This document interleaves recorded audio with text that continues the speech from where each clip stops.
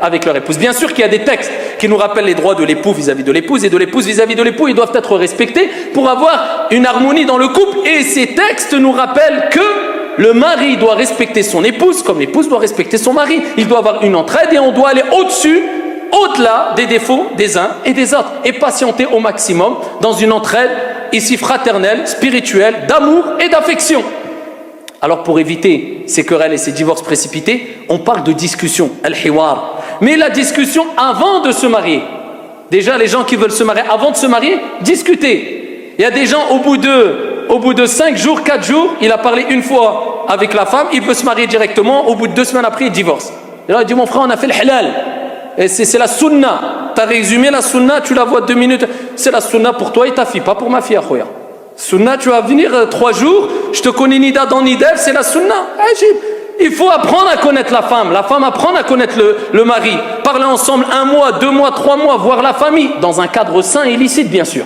Et ici, il ne faut pas se précipiter, c'est pour la vie. Peut-être tu ne vas pas être d'accord, peut-être tu vas... Il faut se mettre d'accord surtout avant même d'entamer les choses. Être clair, être honnête.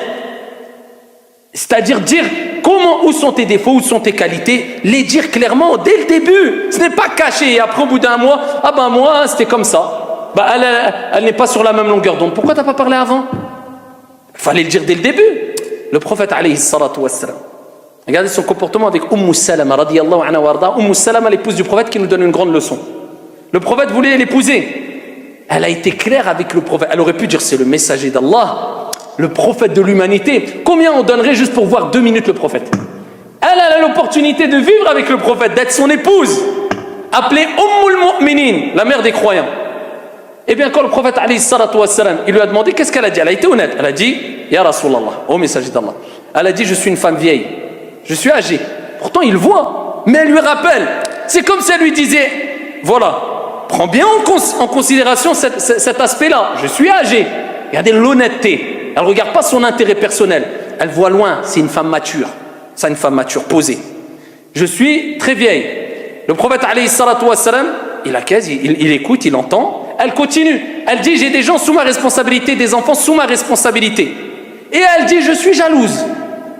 Elle le prévient, je suis jalouse moi. Le prophète alayhi salam, c'est à lui d'accepter ou de refuser après. Quand tout est clair, là, il n'y a pas de tromperie. Et le prophète alayhi salatu wassalam nous dit, man ghashana falaysa minna. Celui qui nous trompe n'est pas des nôtres. Il faut être clair dans une vente, dans un achat, dans une transaction, dans une relation. Toujours le musulman, il est clair de A à Z. Il n'y a pas de choses ambiguës ou de choses cachées. C'est comme ça le croyant. Eh bien le prophète alayhi salatu wassalam dit, t'es âgé, moi aussi je suis âgé. Et dit, tu as des personnes sous ta responsabilité, des enfants, Allah et son messager s'en occuperont. Et il dit concernant ta jalousie, eh bien, Inch'Allah, cela, eh bien, diminuera. Cette intensité de jalousie que tu as, que tu ressens, diminuera avec le temps, avec les jours. Et le prophète alayhi salatu wassalam a épousé Salama. La discussion, être clair. La deuxième des choses, la discussion après mariage, al-hiwar. Il y a des gens, ils ne parlent jamais avec leur épouse ou l'épouse avec l'époux. C'est un tyran. Il parle, c'est tu fais ça, tu te tais. Ou alors la femme, c'est comme ça, un point c'est tout, je veux rien entendre.